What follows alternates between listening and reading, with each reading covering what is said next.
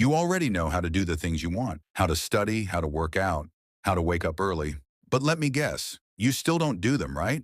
Be real. What's the one thing you keep starting and quitting again and again? Type it in the comments. That's the real problem. It's not about how, because the how is everywhere. Google, YouTube, Instagram.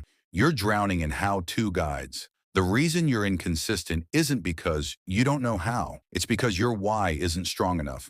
When the alarm rings, when the soreness hits, when motivation dies, you don't have a fire big enough to pull you through. Imagine this. I ask you to run 5 kilometers tomorrow. You'd probably laugh, maybe even ignore me. But if the life of someone you love depended on it, would you hesitate? Same body, same distance. But this time, you'd run like your soul was on fire. Why?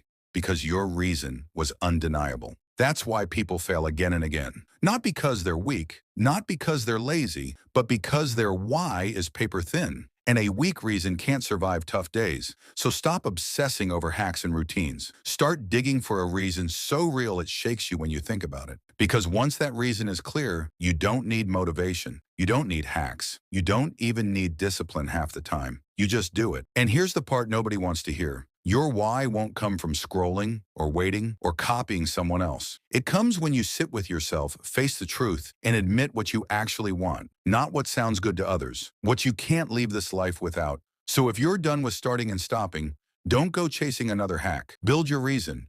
Build it so strong that quitting doesn't even feel like an option. And if you're ready to finally break the cycle, watch my next video, Fix Your Inconsistency. That's where everything changes.